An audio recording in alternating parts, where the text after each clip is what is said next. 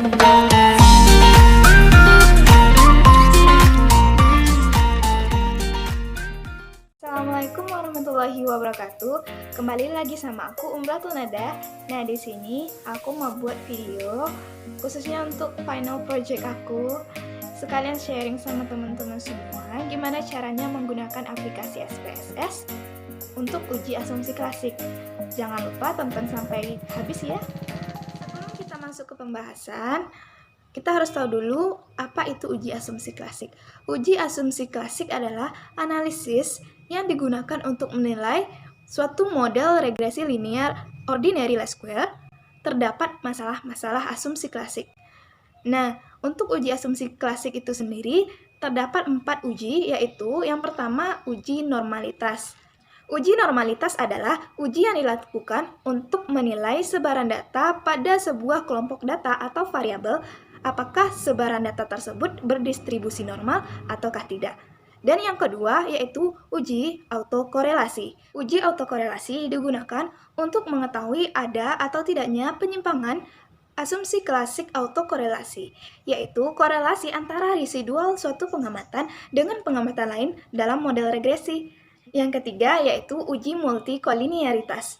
Multikolinearitas adalah adanya hubungan linear antara variabel bebas dalam model regresi ganda. Jika terjadi hubungan linear antara variabel bebas dengan model regresi ganda adalah korelasi sempurna, maka variabel-variabel tersebut mengalami multikolinearity. Dan yang terakhir yaitu uji heteroskedastisitas. Heteroskedastisitas adalah adanya ketidaksamaan varian dari residual untuk semua pengamatan dalam model regresi. Mengapa kita menggunakan uji heteroskedastisitas tersebut? Karena dalam uji asumsi klasik harus memenuhi syarat, yaitu tidak adanya heteroskedastisitas dalam model regresi. Untuk langkah-langkah selanjutnya, cara menggunakan SPSS untuk uji asumsi klasik, ikutin terus video ini ya sampai selesai. Nah, kita download dulu aplikasinya. Kalau udah di-download, nanti langsung dibuka. Nah, udah dibuka kayak gini. Kita masukin data. Aku buat datanya di Microsoft Excel. Kita cari datanya dulu. Di sini kita ubah ke Excel. Terus pilih datanya. Itu data. Oke. Terus kita klik OK. Nah, muncul datanya di sini. Lalu kita klik Analyze di atas nih. Terus Descriptive Statistic. Lalu Explore. Nah, muncul kayak gini. Kita input data dependent variable dan independennya yaitu Y. Kita masukkan ke dalam. Terus kita klik plot di sebelah kanan ini. Kita klik plot. Setelah itu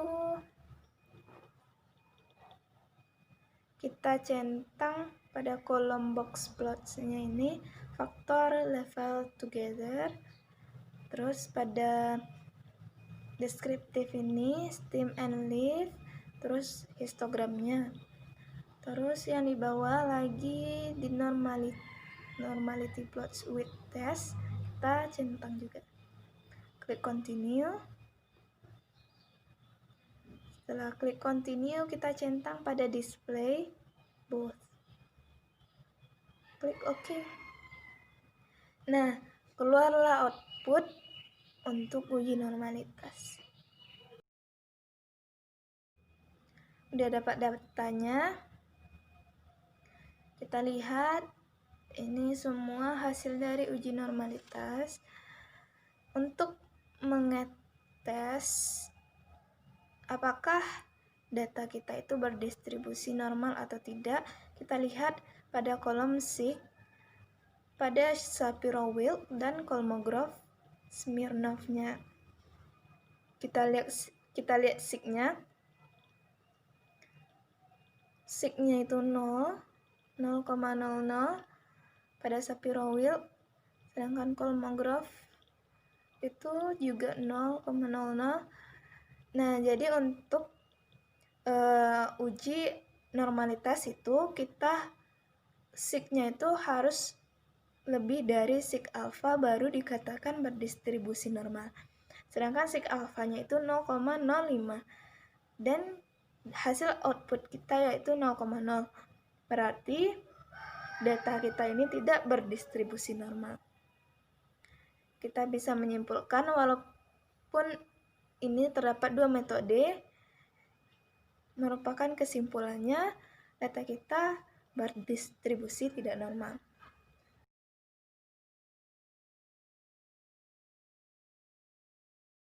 Nah, yang kedua yaitu uji autokorelasi. Kita ambil datanya di sini, di open, terus kita tukar lagi Excel di sini, kita ambil datanya.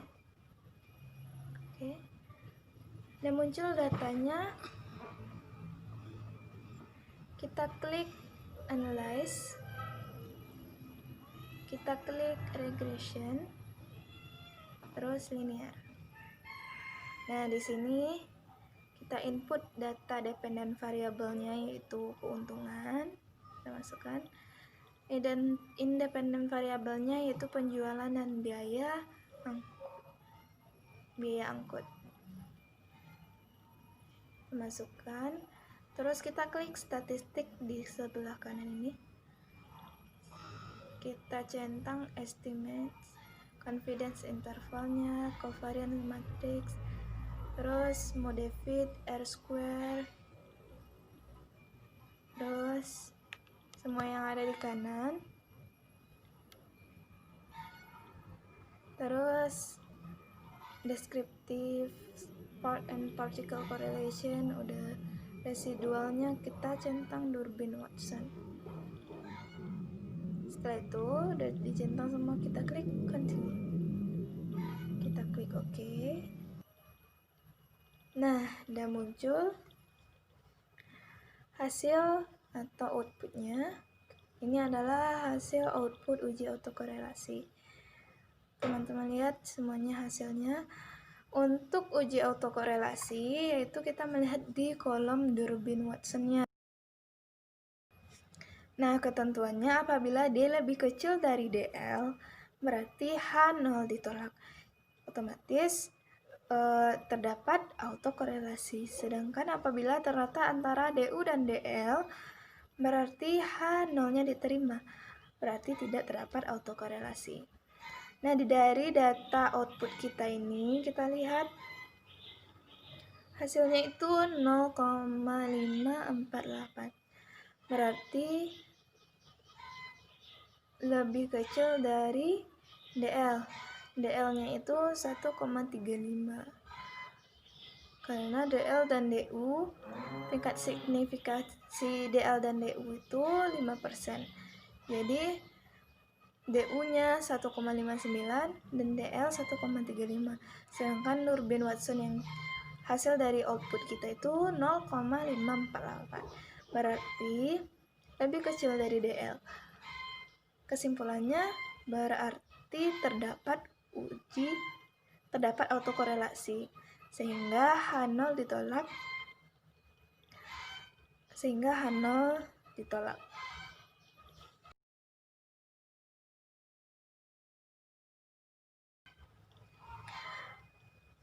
Kita pakai data yang sama, dan udah datanya. Lalu kita klik analyze di atas, lalu kita pilih regression, terus kita klik linear. Terus kita input lagi, input dependent variable sama independent variabelnya sama kayak tadi. Dependent variable keuntungan, independennya penjualan dan biaya angkut. Terus kita klik statistik, kita centang estimate, confidence interval, covariance matrixnya, modified, R-square change, descriptive, part and particle correlation, collinearity diagnosis. Bedanya di kolom residual kita pilih case with diagnosis. Kita klik continue terus oke. Nah, keluar deh hasil atau output dari uji multikolinearitas. Kita lihat di sini seluruh hasilnya. Nah, kita lihat.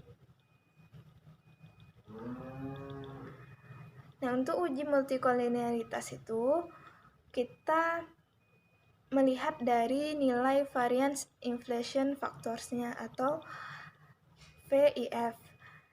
Apabila VIF-nya itu kecil dari 10, maka tidak terdapat multikolinearitas. Apabila besar dari 10, maka terdapat multikolinearitas. Nah, kita lihat dari data kita yaitu 3,869. Berarti kecil dari 10, berarti tidak terdapat multikolinearitas. Nah, yang terakhir yaitu uji heteroskedastisitas. Kita pakai data yang sama, kita klik analyze, kita pilih regression, terus linear. Kita input kayak tadi, keuntungan di dependent variable, penjualan dan biaya angkut di independent variable. Setelah diinput, kita klik save di sebelah kanan. Terus kita centang pada kolom residualnya ini unstandard. Terus kita continue. Nanti akan keluar output. Kita apply-kan. Nah, sekarang terdapat variabel baru yaitu res1. Kita klik di atas transform. Kita klik compute variable. Kita ketik di target variabel itu yaitu res2.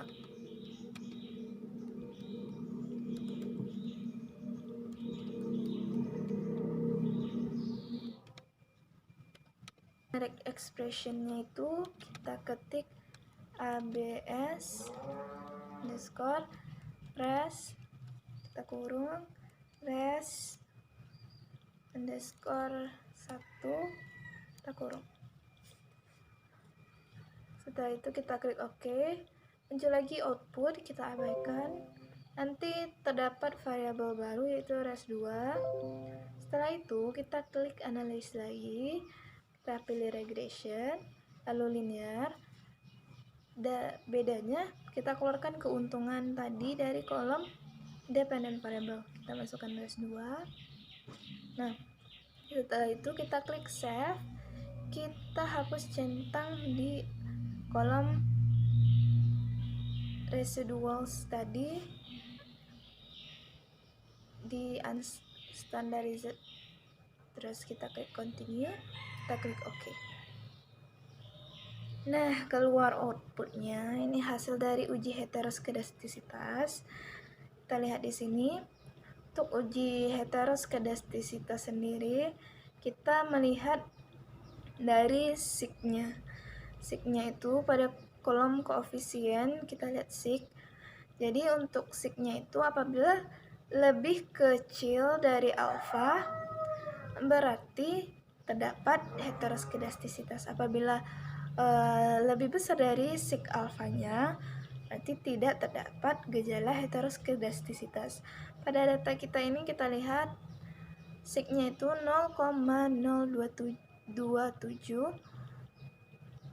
0,24 di atasnya, terus 0,005 di bawahnya. Nah, ini semua kecil dari sig alfa. Sig alfa itu 0,05.